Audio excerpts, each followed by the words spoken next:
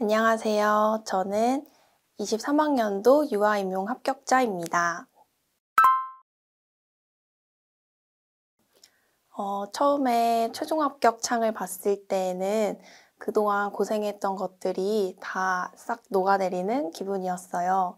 제가 합격하기를 간절히 바랬지만 막상 최종 합격을 받으니까 조금 얼떨떨하기도 하고 이게 꿈인가 진짠가 싶어서 되게 기뻤습니다. 네.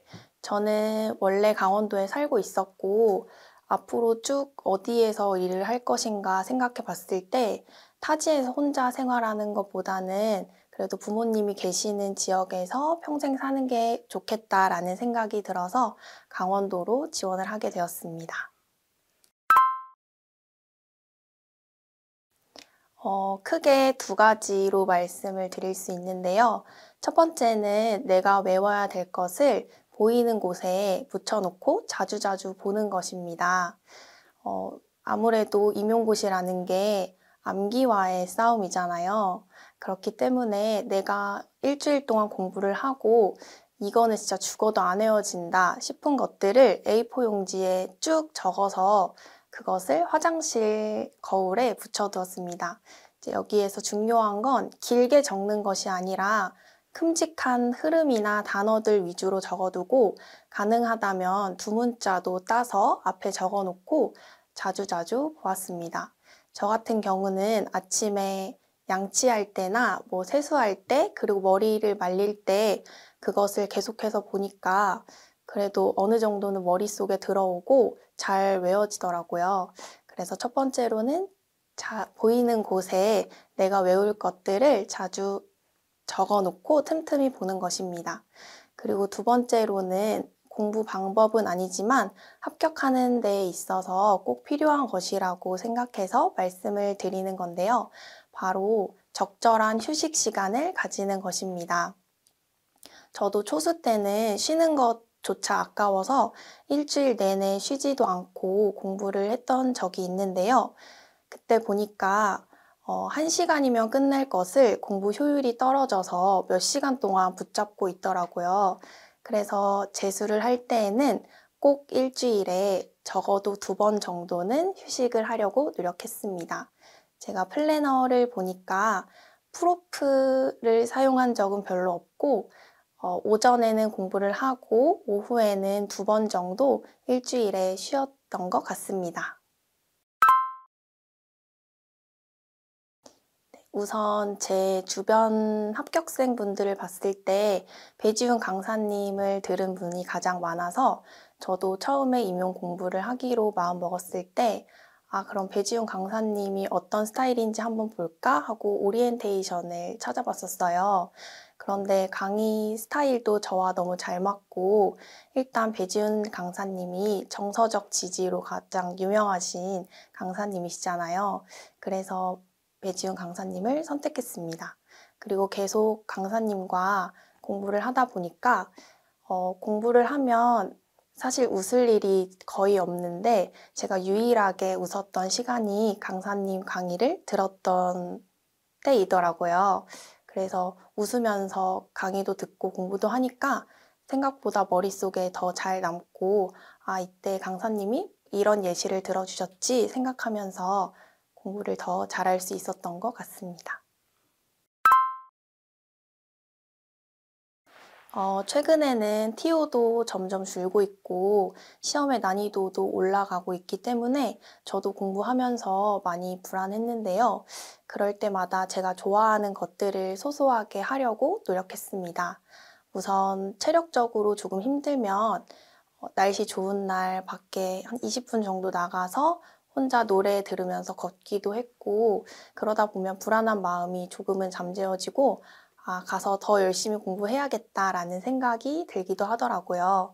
그리고 배지훈 강사님께서 항상 강의 때마다 여자는 배짱이다라는 말씀을 하시는데 그 말을 되뇌이면서 그래, 여자는 배짱이지 라는 마음을 먹고 어렵지만 씩씩하게 열심히 노력해서 내가 선택한 것에 대한 결과를 합격으로 보상받아야겠다라는 생각을 하게 되었습니다.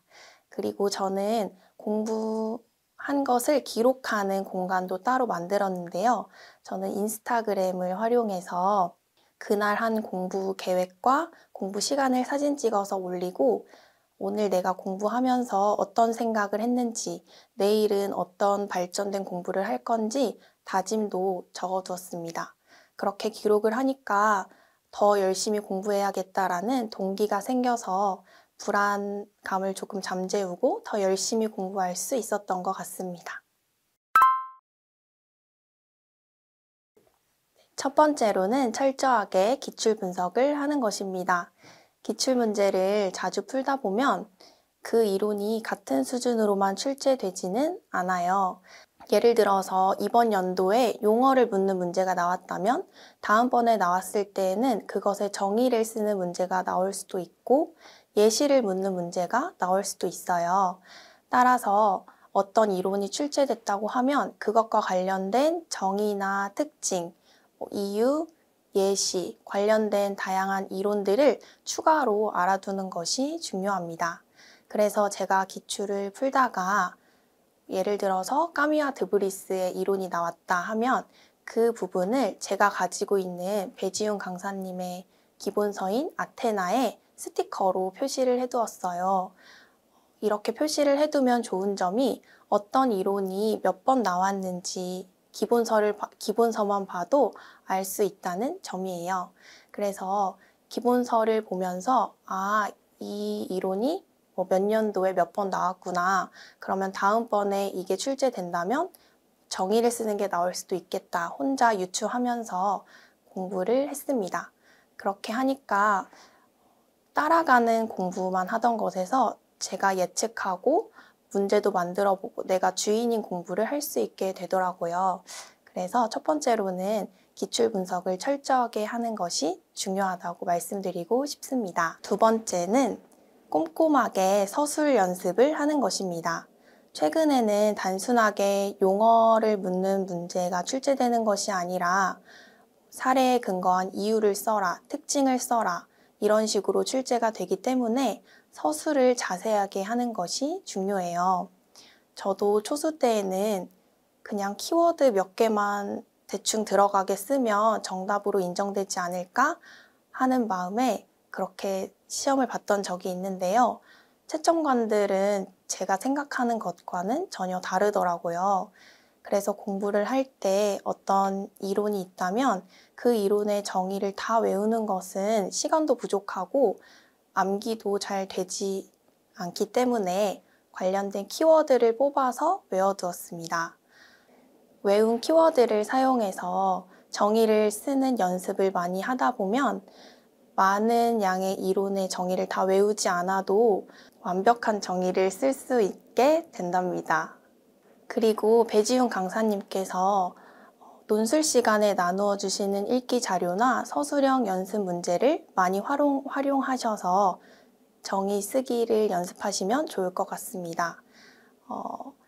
아무래도 기출이나 배지훈 강사님이 주시는 읽기 자료 속에는 좋은 용어들이 많이 나와 있기 때문에 그것을 활용해서 정의 쓰기 연습을 하신다면 정교하게 정의 쓰기 연습을 하실 수 있을 것입니다.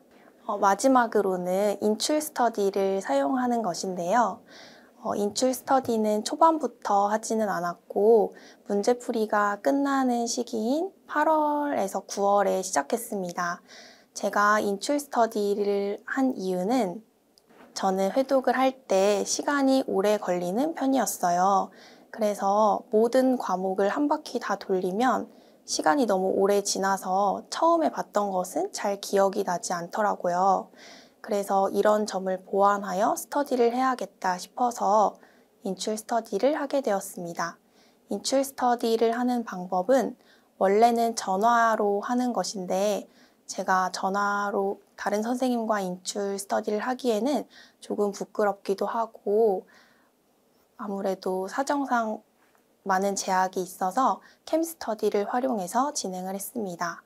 하루 공부가 끝나는 시간인 저녁 10시에 시작해서 1시간 동안 인출을 하는 것인데요.